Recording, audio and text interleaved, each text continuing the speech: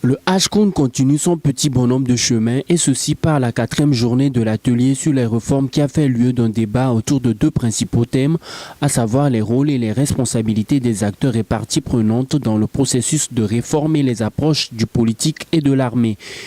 Le lieutenant-colonel Awizoba, dans son exposé sur le rôle et les responsabilités des forces armées dans le processus de réforme politique et institutionnelle, a fait l'historique de la création des forces armées togolaises qui remonte à l'année 1964 et dont la mission, à l'instar des autres forces armées, est la défense de l'intégrité du territoire et la sécurité des personnes et des biens.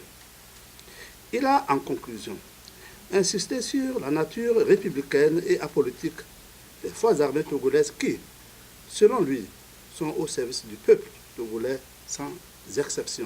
L'avocat Jean Degli, au cours de sa présentation à la 4e journée des travaux, a parlé du thème de l'approche du politique et de l'armée à l'atelier de réflexion et d'échange sur les réformes politiques et institutionnelles à Lomé, au Togo. Pour l'ancien avocat au barreau de Paris, l'armée togolaise, longtemps hors de son rôle droit d'or, est déjà changé de mentalité à travers les clauses de cette assise pour être une armée. Non, du panel que nous avons suivi, en tout cas auquel moi j'ai participé ce matin, il ressort clairement que les responsabilités et les rôles sont partagés par tout le monde. L'armée qui pendant longtemps a eu un rôle très important d'intrusion dans la vie politique de ce pays aura aussi un rôle en ce sens qu'elle devra non seulement comprendre mais respecter les réformes qui vont être faites et devenir une armée véritablement républicaine. Agbeo Mekodjo, le président de l'OBU, a pour sa part relevé que de longs chemins restent à parcourir pour construire un modèle de démocratie au service du développement. Les réformes seront faites. Et comme nous le disons avant, qu'il faut aller au-delà de ce problème de limitation de mandat et de scrutin de tout.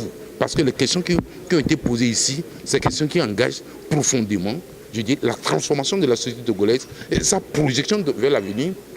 Et je suis sûr que ce qui s'est passé ici, s'il y a un bon suivi, nous trouverons le chemin. Et si on trouve le chemin, nous ferons la différence de toute façon au niveau de la sous-région. Il faut préciser que l'atelier prendra fin demain le vendredi 15 juin avec le rappel des grands points retenus au jour, puis la présentation de la synthèse et des travaux.